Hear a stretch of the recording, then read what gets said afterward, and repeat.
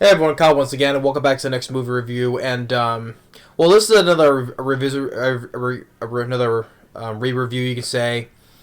But because I reviewed this film like a long time ago, though. But since I'm reviewing this re-reviewing this film, I was going to review a couple of another one of his films, a couple more after this.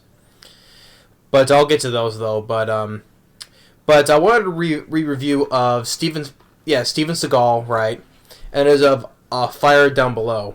Now, I reviewed this film a long time ago, though, but I wanted to re-review it again because there's a couple other Seagal films I wanted to review that I haven't reviewed, though. But I did want to catch this film again because I still enjoyed the film. And I don't think it's not as bad as critics made it out to be. It has a 14% of Rotten Tomatoes. It was nominated for a few Razzies.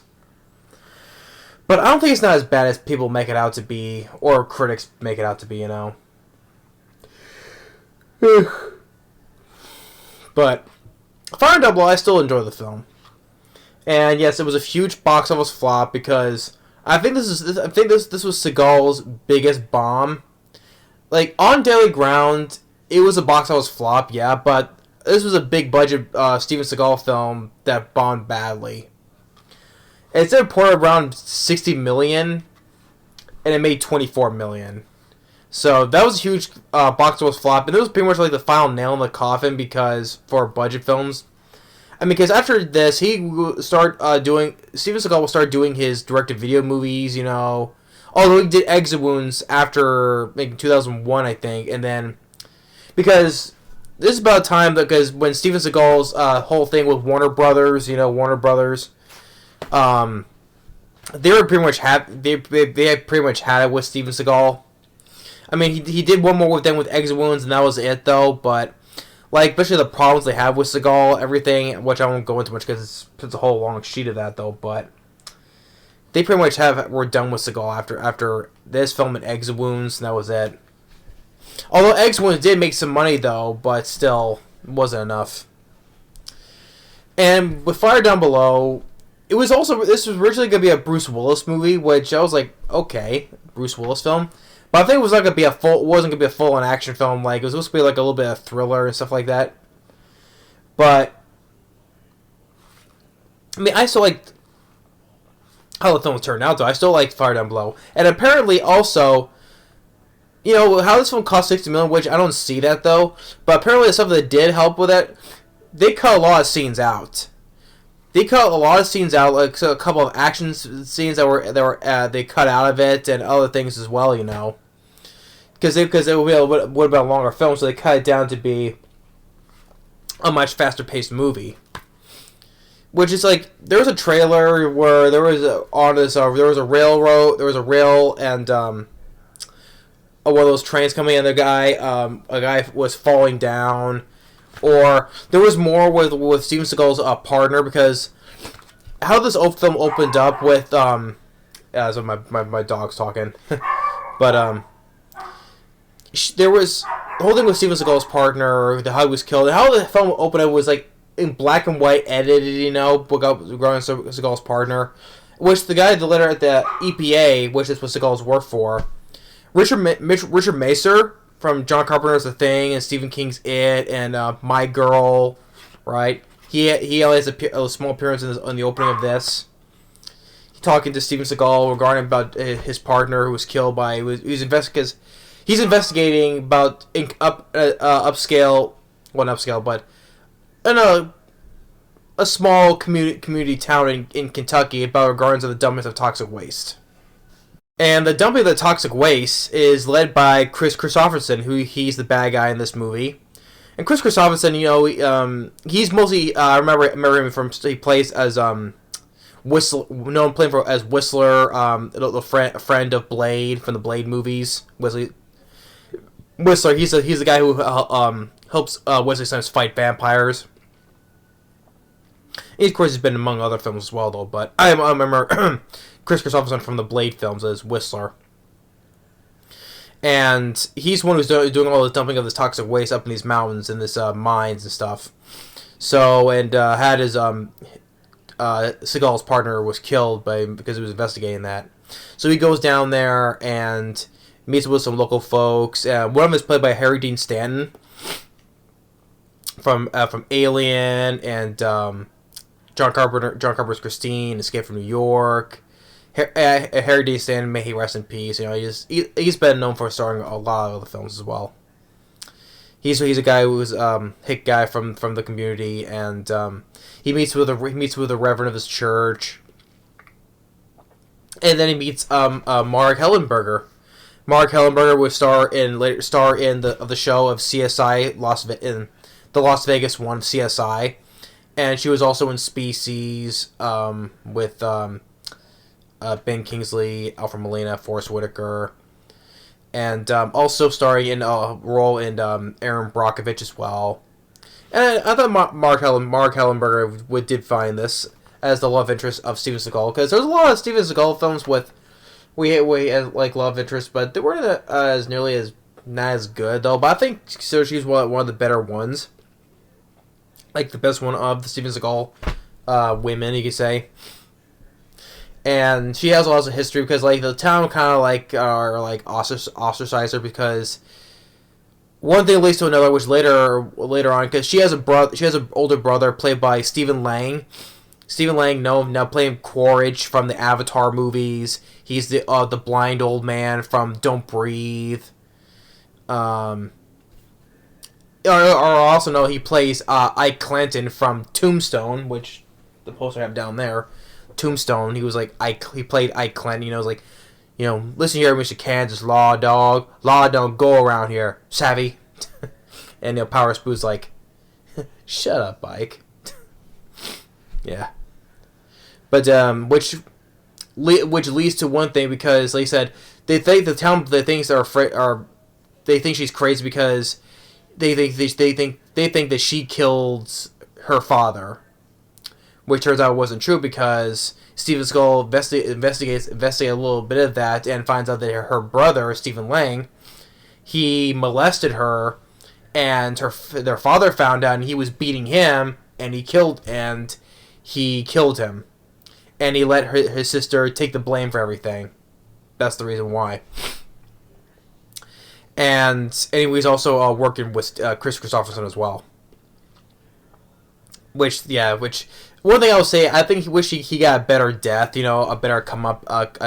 Yeah, we should have a better death, like, because by the time when they blew the mine, he dies by just rocks coming down and he gets crushed by the rocks. I think Steven Seagal. I wish Steven Seagal could just give him a much brutal death, break snap an arm or and breaking his neck or anything, back in the days of Steven Seagal, we used to do savage kills, like in the first Under Siege, when he tore Tommy Lee Jones' eye out, then goes and stabs in the head afterwards. Or, which is the next film I will be reviewing, I have right here. The next one I'll be reviewing is in this film, Marked for Death, which he did to the Jamaican brothers, right? Especially in the finale, which he goes and gouges the guy's eyes out, breaks his back, and tosses down the elevator shaft where he gets impaled. That's Savage Seagal. I wish he would have gone savage on Stephen Lang. That's one issue I have with it. Because getting crushed by rocks, that was just kind of pathetic, I would say. Right, I just people seem far down below probably, but I'm just jumping ahead all over. But he just has a nice chemistry with Mark Hellenberger. Like she runs a honey business. She has some beehives she keeps, and even for instance to fix up her porch, buy some lumber. Which you get this good fight sequence. I like this fight right here where he has this wooden pole. He beats these guys up, and he's like, "Oh, I'm damaging my wood. That's not good. I'll just use my hands." Or he gets some fun dialogue too from Seagal, where there's he finds he's in his room and where he sleeps temporarily, and there's these two rattlesnakes that are in his room where the bad guys put try to scare him, right? And he goes, "Shit." I just like how the way he said it. He's like, shit. And then he goes and puts those snakes back in those those douches' car or truck, right? And they make him crash. And Chris Christopherson, the bad guy, he has a son who's pretty much like he's a wuss, you know, because he's pretty much a pushover, right? Because his dad verbally bullies him, and basically the guy doesn't fully stand up to himself. It's like at the end, right, where he has this big his bodyguard, he's hiding behind it, right, and Steven Seagal, like, he just like takes his boxing gloves off, and just slaps around, it's like, please, he's a wuss sissy. That's what he is.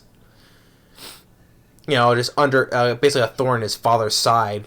Disowns him. And when he does that, he's like, you know what? If your father knows that you're stupid, he would probably trade you in for a pet monkey. So I do like some of the dialogue that Seagal says in this film. Like this is one of the last things of the early Seagal movies. Which I enjoy. His golden Seagal years. From the late '80s up until the late '90s. Because this was 1997. And then next year he did was that direct-to-video movie, The Patriot, which that sucked. And afterwards he did, like in 2001, he did Eggs and Wounds, which I did like, though. But some issues, though, but still, I liked Eggs and Wounds. But that was the last good Seagal film, like I could say, though. Which that starred DMX. DMX, who passed away, not last year, but in 2021, though. Yeah, rapper DMX, X gonna give it to you. Yeah. Yeah, may rest in peace, DMX. Yeah, he was in that though.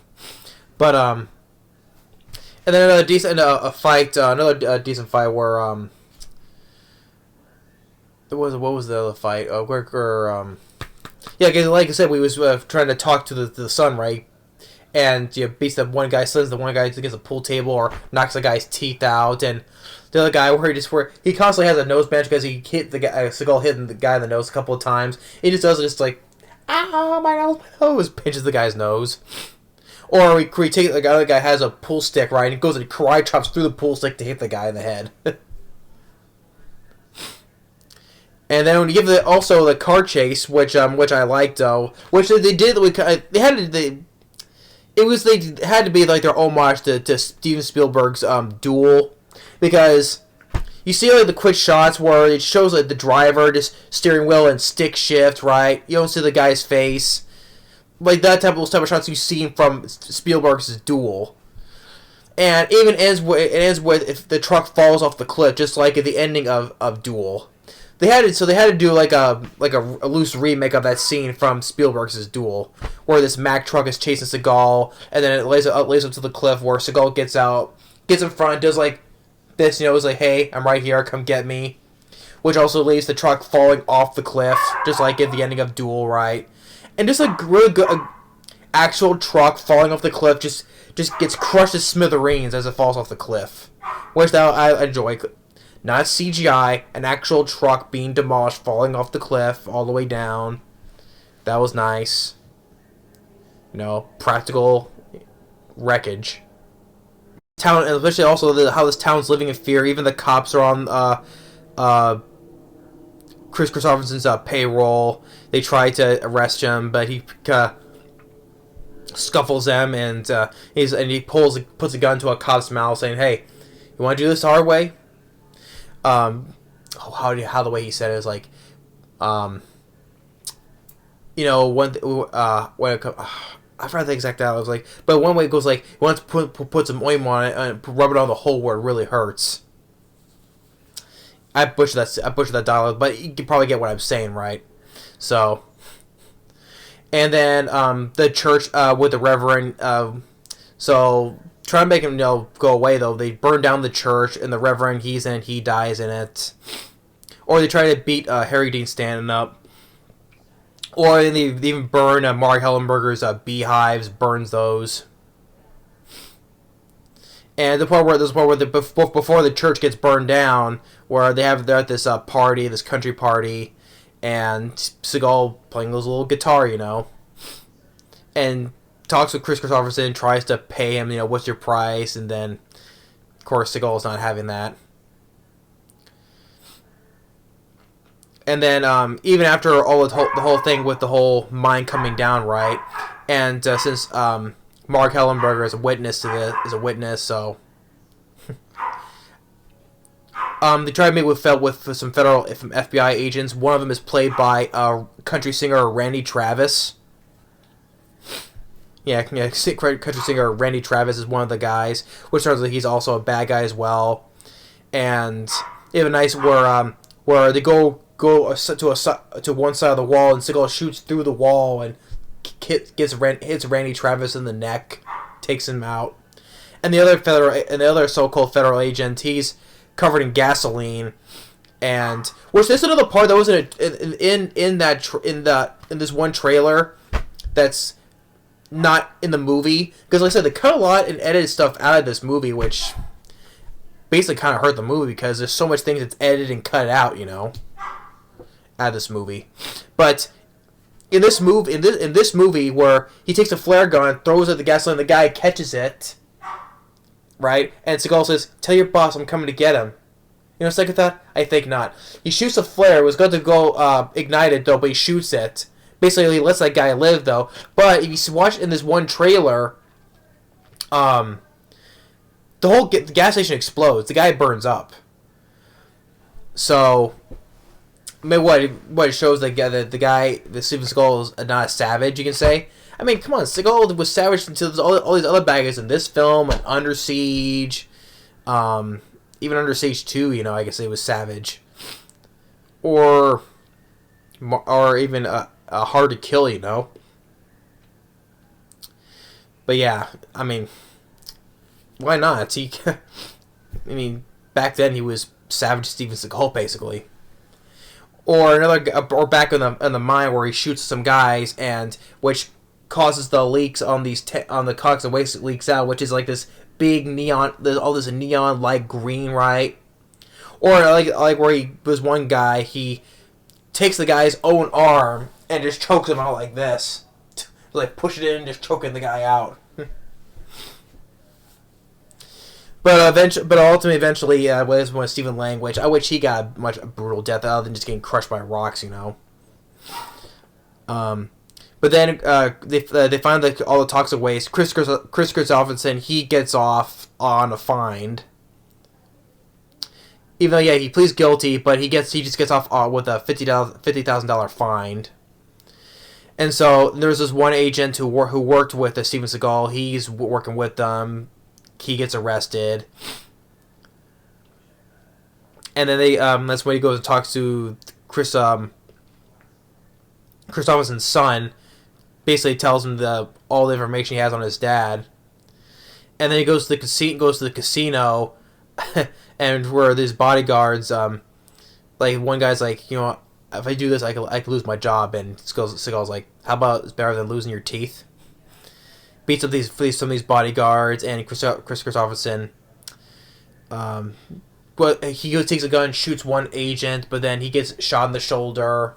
Because it was another funny dialogue where it's like, Seagal's like, we go to prison, there's a guy I know, the name Tyrone, and I'll let him take you under his wing, and he's going to show you the most intimate ways of enjoying prison. And then Chris Cross is like, well, that takes care of the woman part. And then when he gets shot in the shoulder, he's like, well, either I must be a bad shot, or I didn't miss, because I really want you to meet Tyrone.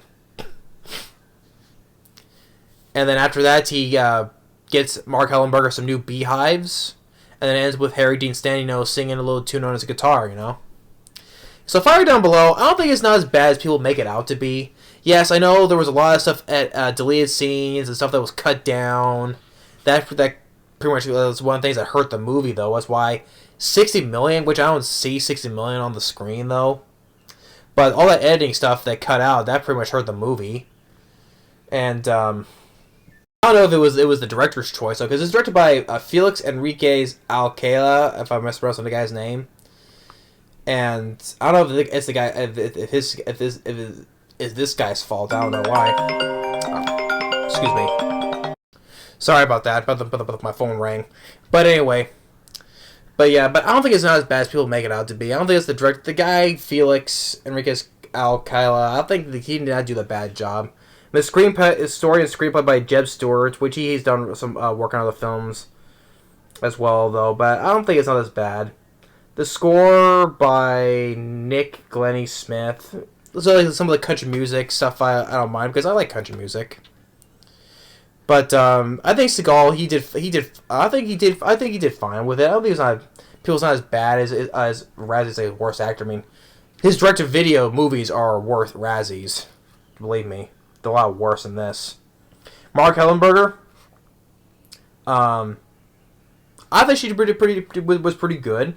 Nice to see Harry Dean Stanton. Stephen Lang, I think he should have had a worse death. Chris Christopherson, I thought he was a fine villain, even though he pops in a lot of times just to talk, though, you know. But yeah, but the actions of this, like some of the fisticuffs I enjoy, the truck chase I liked, like the homage to Spielberg's Duel. But Fire Down Below, watching again, I enjoyed this. I still enjoyed the film. I don't think it's as bad as some people or critics make it out to be. But anyway, that's Fire Down Below. Rewatching again, I still enjoy the film. But thanks for watching. Stay tuned for the next movie review, and we'll see you next time. Later.